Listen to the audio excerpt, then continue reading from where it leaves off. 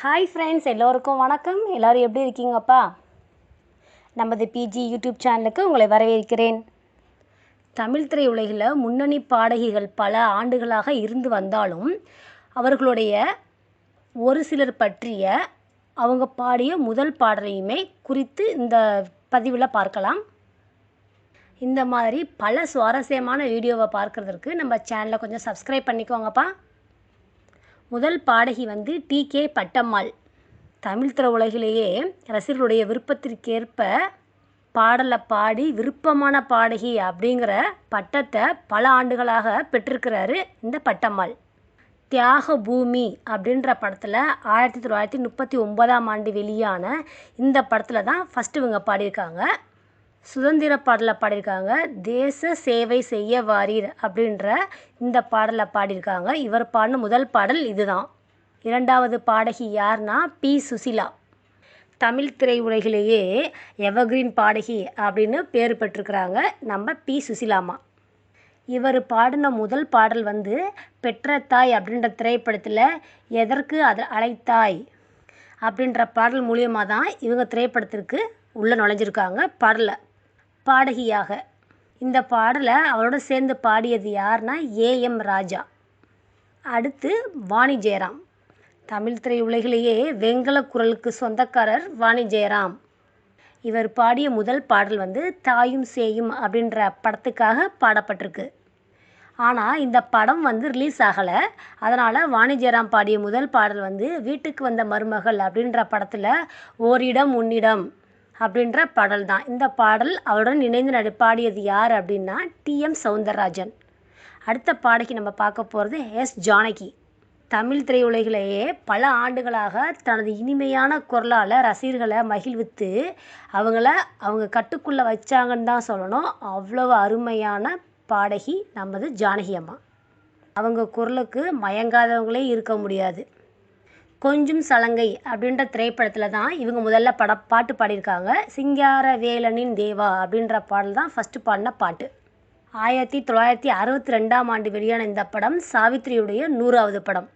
இந்த படத்தில் இடம்பெற்ற 10 பாடல்களில் 2 பாடல்கள் ஜானகி பாடியிருக்காங்க.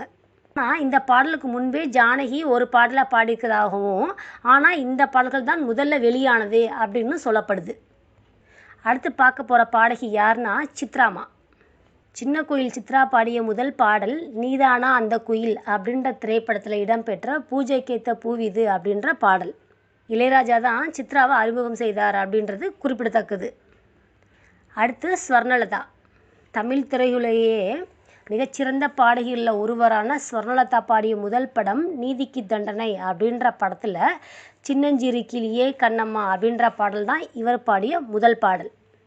எஸ்.ஏ. சந்திரசேகர் இயக்கத்தில் கலைஞர் கருணாநிதி வசனத்தில் உருவான இந்த படம் ஸ்வர்ணலதாவை பாடகியாக அறிமுகம் செஞ்சுருப்பாங்க.